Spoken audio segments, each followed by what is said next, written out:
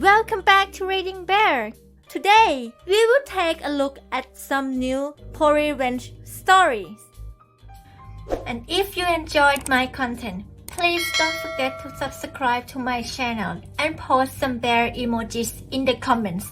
Let's go! The first one is titled, "Want to yell and throw a tantrum and tell me to call the cops?" Done. CR. Australian here. To set the scene, I had minor surgery in the morning, kidney stones aren't fun, and decided that it would probably be best to Uber to an appointment instead of drive. For most of the Uber drive, everything goes relatively peacefully, we're about 2 minutes out and everything has been going as expected. What I wasn't expecting was for some roided-up stress head in a 4WD to have an insecure masculinity meltdown. Traffic is a little backed up, and my Uber driver does a socially frowned upon, but not illegal maneuver, as we are stopped to let turning traffic have unrestricted access to a side road, not something we have to do, as it's not an actual intersection. Uber driver notices that the guy in the right lane has done the same because the gap in front of him is too small for his giant 4WD. She indicates, takes that opening, and then is immediately honked at by the 4WD. She looks confused at me and asks if she did anything wrong. I shook my head. We are approaching the lights that cause the backup, and our emotionally stunted 4WD owner speeds violently into the light's right turning lane, screaming at us through his car, giving us the finger, the works. I laugh, the Uber driver ignores. As we continue up to the lights going straight on, 4WD owner slams his 4WD into the straight lane with no warning or indication and slams his brakes on. It's worth noting that this was done at a well-surveilled set of lights. He's in front of us, and brake checks us again as we cross over the lights, and then he turns off onto the next side street, the side street I was going to get my Uber driver to drop me off on. I get her to go one street further up, and U-turn, so as to not antagonize the clearly angry driver and give him time to get ahead. She agrees, does the U-turn, then turns onto the side street. Only guess what is at the entrance to the street? The 4WD. My eyes roll into the back of my head as I realize there is a pretty solid likelihood this dude is going to come over and try and abuse us. The Uber driver drops me off and asks nervously, "Do you want me to hang around?" But I shake my head. I get my phone out and hit record just in case, and sure enough, as my first steps down the street happen, Mr. I purchase large cars to make up for deficiencies elsewhere is coming over. He's Greek or Lebanese. I can tell right away. The clothes, the annoyed strut, the glasses, the skin tone. Sure enough, he starts right away being verbally aggressive, and his accent confirms my suspicions. For 8 minutes, I let him go, complaining all about her driving, but when I bring up his own actually illegal actions saying, "So what?" he tells me he doesn't care if I'm recording, does the short man syndrome thing of entering my personal space and calling me tough because I'm big, and telling me how hard he is for doing 4 years in prison, and then makes a fatal mistake. He tells me to call the cops. So I do. He's standing there, riled up, a mixture of nervous and self-righteous energy. Except I tell the police immediately that I arrived at the location via an Uber, and was being harassed. When I mention the word Uber, his head tilts, and when I explain his actions, as well as him admitting to them on camera, he looks surprised and then concerned, and then he runs to his car, but not before I can relay to the operator his license plate. Police arrive later, and I show them the video footage of the altercation. I didn't think anything serious would happen, most likely just a fine unless he'd done this kind of thing before. Turned out he had done worse. He had been involved in a non-fatal hit and run where the police were only able to get a description of the vehicle and of the driver. He was sentenced just last week, 6 months. Not much, as it was his first offense. At least now when he tells folks he's spent time in prison he won't actually be lying. The next one is titled, "She asked for 2 seats, got 2 seats, then didn't want the 2 seats." This happened quite some years ago, when I had dizzy spells and would randomly pass out frequently, still undiagnosed due to sh*TTY doctor, but went away on its own. Due to these dizzy spells, I was very hesitant to give my seat up on trains, buses, as I was afraid I'd fall and hit someone, something. I would still stand up if someone really looked like they needed it and asked politely, but I just didn't offer. One day I was getting on the train and an old lady carrying a cane wanted to board too. A gentleman offered her help. "Man, do you need a hand, ma'am?" Lady, "No thank you, I don't even need this cane," swings it around, but my husband insists I use it just in case. She then hops on the train. I end up in the same area as the old lady, in 2 of the very few open seats. After a few stops a Karen enters. She had the haircut, the clothes, and the attitude. By now all the seats are filled, and there are already people standing around due to the lack of seats. Karen pushes through a few people, looks around, and loudly exclaims to no one in particular, "Will nobody offer a lady their seat?" Nobody responds. She then goes around, complaining to a few random people sitting down that she needs to sit because she's been standing for over an hour. Oh, the horror! Try working retail, and just needs to put her feet up, on a full train. Okay. One person gets fed up and gives her his seat, right across the old lady from before. The Karen now has a seat, but still no place to put her feet up. She complains to the person next to her and to the old lady that these trains are always so cramped, and it would be good if people who didn't need seats just gave them up. The awesome old lady took this as her cue, made a point of standing up really slowly and carefully, grabbing her cane and clutching it tightly, and said, "You can have my seat, your feet probably need it more." She then walked away very slowly, leaning heavily on her cane, and asking people to please step aside so she could fit through. Karen got many angry glares at this point, and she called out to the old lady, "You can just keep sitting here, I don't need it that badly," and the old lady replied, "You just said that you really needed it, so take it," and walked to the next cabin. Karen couldn't see her anymore at this point, but from my seat I could see the old lady stand up straight and pick up the cane, swinging it around again. I don't think many people saw it because everyone continued to glare at Karen until she got off at the next stop. The old lady just really wanted to teach Karen a lesson by complying and acting her age, making Karen look like an idiot. She has been my hero ever since. The next one is titled, "Be a Witch of a Stepmother?" Enjoy all this junk mail. I was 14. My dad had always been a ladies' man and had several girlfriends at a time. However, even though he was only in his mid-40s, he had had a heart attack, which had just left him disabled. As soon as he became ill, this one woman, let's call her Geraldine, who had only dated him a few times, muscled in and took over. Within a couple of months, they were engaged. Geraldine was a very bossy woman, older than he was, and a teacher of disabled children. My dad was from a rich family, though he wasn't rich himself. My grandparents were still alive but around 80. They decided to get married on my birthday. Birthdays aren't a big thing in my father's family. My mum said don't go to the wedding if you don't want to. But I was excited, I had never been to a wedding before. It was a disaster. By the end of the day, my brand new stepmother said if she ever saw me again it would be too soon. I wasn't allowed to ring their house or see my father for 4 years until my sibling saw how awful this marriage was for him with this controlling woman. My sibling took my dad away and set up a home so my sibling could care for my dad.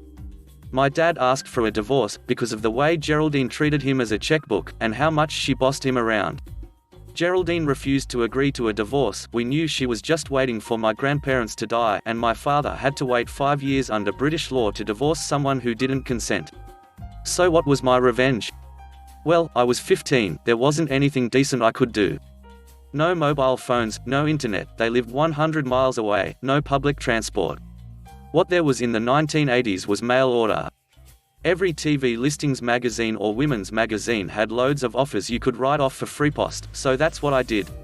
You name it, I applied for it in the name of Mrs. Geraldine Miros, carpet samples, blind companies, double glazing quotes, Kay's catalogue, those baths for old people which open at the side, over 50s equity release, Stanner stairlifts. Every single coupon I could send off for, I did. I think my mum had an idea of what was going on, if only that all the magazines in the house had the coupons cut out and she kept needing to buy more envelopes. I am sorry for the companies, wasting their time and resources in sending a catalogue or for a salesman to write for an appointment. But I am not sorry for upset that greedy woman who took my dad away from me.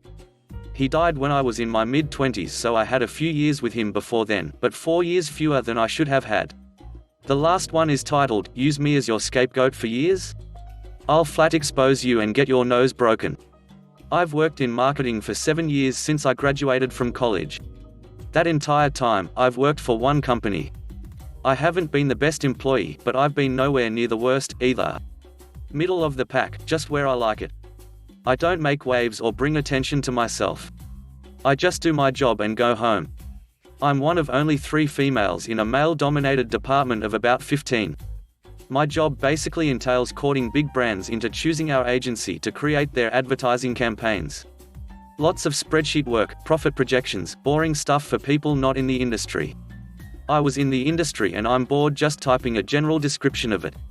The entire time I was with the company, Dan was my boss.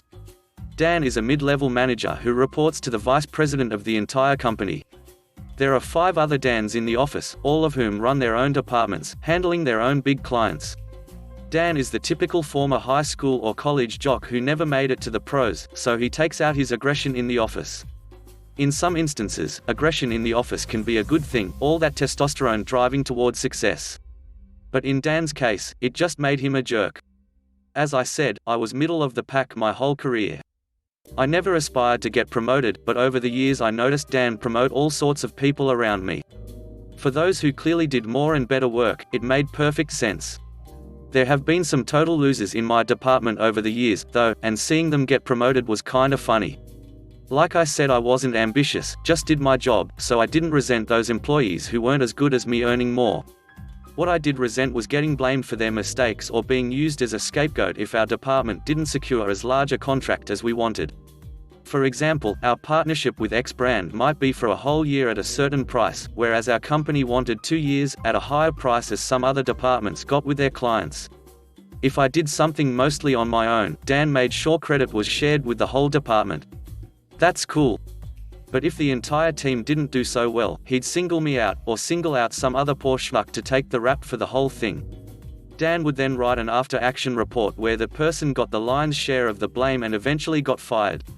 Whether our team exceeded its goal or not, Dan would make sure he and his favorites got fat bonuses. One thing Dan believed in was going out on team-building lunches. At these lunches, the team made sure to be on our guard. Only one drink apiece, watch your tongue, that sort of thing. But Dan would always get roaring drunk and would say all kinds of non-PC stuff. Dan's favorite thing was guy jokes. I mean, guy humor. The other 2 girls in our department seemed to like that sort of thing and didn't mind. I minded but kept my big mouth shut because I didn't want to cause trouble. Well, eventually a friend of mine from another department came to me and he told me that he overheard Dan and my friend's supervisor talking about who was on the chopping block next. Evidently my friend was about to get fired, and I was about to get fired, too. My friend tells me he heard Dan saying that he would fire me after I made sure to make him look good at the next presentation we were making for a prospective client, a huge brand from Asia. The presentation would be in a month. My firing would be a week after that, and then Dan would hire a friend of his, just out of college, to take my place. I trust this friend because he's been with the company as long as me, and we bonded early over our love for Buffy the Vampire Slayer. I geek out over that show, even though it's slightly before my time. We'd talk all the time about how hot some of the guys on that show were. Well anyway, until my firing, I was to continue slaving away collating marketing reports, whining and dining the clients, being charming, and prepping Dan's PowerPoint presentation to the clients. I have a good friend in HR, and on a lunch date a few days later she told me that it was true, I was one of the names submitted by Dan for the termination in the near future. She swore me to secrecy and I promised I wouldn't say a word, but I also made her promise she wouldn't say a word about what I was planning. I remember how much of a jerk Dan was in that he wouldn't even let me take my 2 weeks off to get married 2 years ago, even though I requested it several months in advance, without making me feel like a lazy jerk. Meanwhile, he'd sign off on his buddies' vacation requests without batting an eye, even if they'd come to him last minute. He's always been a jerk to me, and part of me suspects it might be because I never took him up on his offer to take me out after work or chat me up on a personal level from years ago before I got married. I had just realized I was pregnant with my first child and I dreaded eventually having to ask Dan for my maternity leave. This job really wasn't making me a happy person anyway, and my husband makes a fine salary and has always told me it's perfectly fine for me to take time off to be a stay-at-home mum for a few years, or even permanently if I want. Well, I've always done my job effectively, done well on performance reviews. Never off the charts good, but always well above effective rating. Even when Dan the failed tight end was reviewing me, he had to play nice because an HR rep would be in the room. Growing up with 2 whole brothers who are now wonderful people, one teaches high school English, and the other is a chemist. I knew a lot about the classic mousetrap stink bomb trick, where you superglue a stink bomb ampule to the cheese area of a mousetrap, and set the mousetrap so that when the trap is triggered, it crushes the ampule and releases the fart and rotten egg smell. You glue the mousetrap itself to the bottom of a small, oblong box, usually a shoebox.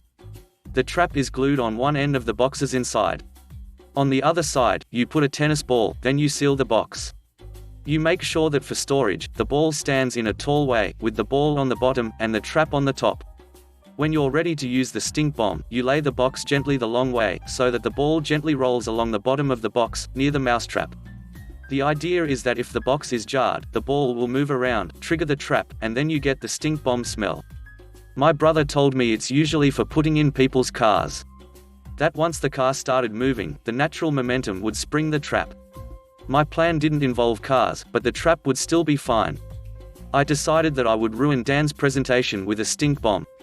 That would be annoying, but it wouldn't really be revenge for 7 years of him treating me like crap and making me do all this work that ultimately he took credit for, and gave himself raises for. So, for the next 4 weeks, 3 times a week Dan and our entire team would be that obnoxious group of office workers you see at Chili's or Red Robin or whatever mid-price, sit-down restaurant you have near you that's a step up from Denny's. Per usual, Dan would talk about what losers people in other departments were, how the company was nothing without him, how the boss's new wife was hotter than the previous wife, and how he banged both. We all knew he was just messing around and just bro talking. Whatever he was doing with all his drunk talk, I thought maybe upper management would be a better judge than me. I thought of just emailing the best audio files to them. I didn't mention before, but I had gotten into a habit these last few weeks of quietly hitting record audio whenever Dan decided to tell off color jokes, sex jokes, or make fun of differences between black and white people, how funny it sounds when Asian people speak English, and so on. My friend from another department who was also on the verge of getting fired helped me change a lot of the audio files on Dan's upcoming video presentation to his most classic sounding sound bites of making fun of Asian people, black people, telling sex jokes. The visuals stayed the same, but the audio track was completely changed. Officially, Dan's dull-witted friend was in charge of creating the presentation, and he and Dan would take credit for the whole thing. The reality was that I was supposed to create the whole thing, make it a smash hit, and get fired without getting any credit for it. Every day, I was supposed to submit my work to Dan and his friend, and they were supposed to give their okay on my work. But over time they realized I produced good work and they didn't even bother checking what I was doing.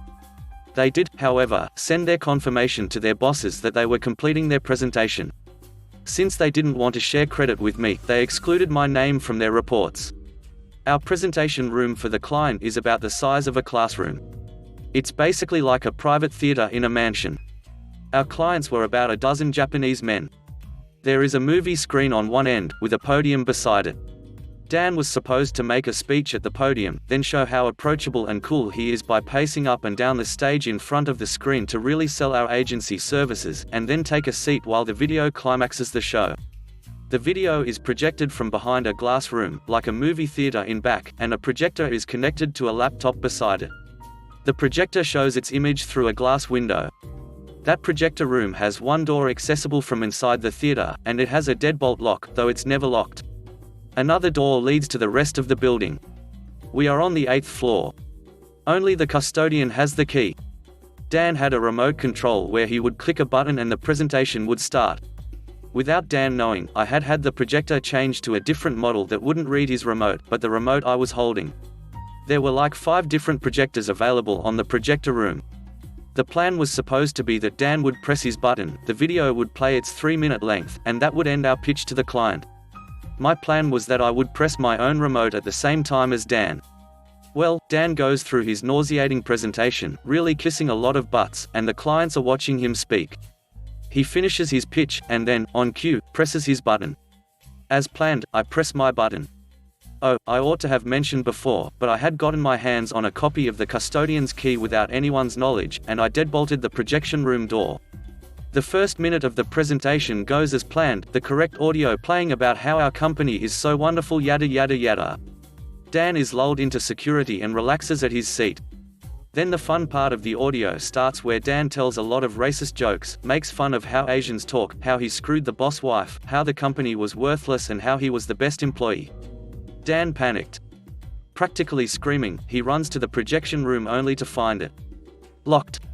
Lol. The whole team, especially Dan and the doofus who claimed credit for my presentation, are wondering what to do. They are trying to usher our Asian guests out of the room, but oh, no. They find it fascinating. Just when things couldn't seem to get any worse, I open my briefcase and take out my stink bomb that I've been carefully carrying like a Fabergé egg. I made sure not to actually set the mousetrap until I was in the room earlier during the meeting. While Dan was droning on, I opened the box in the darkened room, pulled back the mousetrap, closed the box, and waited. Now was my chance. With Dan and his crash test dummy friend now screaming for something heavy to break the projection room window, I kicked the box down the slanted theater floor. Only seconds later, the entire room fills with a horrible stench of fart and eggs. The video's over, anyway, and everyone rushes out of the room during the confusion. But not before Dan threw a chair through the window and broke a $4,000 company laptop. Understandably, everyone in the office was wondering what the hell happened in the conference theater. The Japanese businessmen were livid and complaining to the big boss about having their time wasted by a recording of Dan being racist toward them and bragging about how he had sex with the boss wife. They then left and took their business elsewhere. Dan was immediately called in, together with his underling. In the presence of an HR rep, they of course instantly tried to blame me for the whole fiasco. The boss then asked them, according to my HR friend, "Why are you trying to pin this on op? Every day for the last 3 weeks, you and Crash Test Dummy Minion have submitted reports saying only you two were working on the video presentation that was supposed to cap off the show. Are you admitting to fraud?" Needless to say, both of those losers were fired. One by one, my whole department was called into the HR office with the main boss to be interviewed separately. Including me, of course. We all said we had no idea what all of that was about. Everyone admitted that the audio recordings, which survived the broken laptop screen, were genuine, but no one could place who recorded them. All we knew was that one of us did it. The 13 of us who remained, 10 guys, 3 women, were in a group interview with the boss, and he thanked us for exposing Dan and his main underling. He told us that he wished we did it in a more constructive way, but that it was a positive thing that Dan was exposed for costing the company business. We were all to be given raises. In the general aftermath of everything, no one really asked about the stink bomb.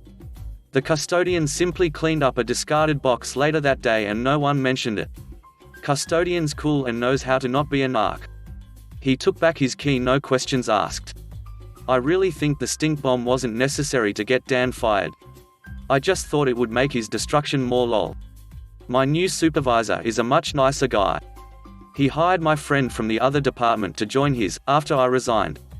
HR told me that if I let them lay me off, I could collect 6 months of unemployment. I took it because I don't think I'll work in that field again.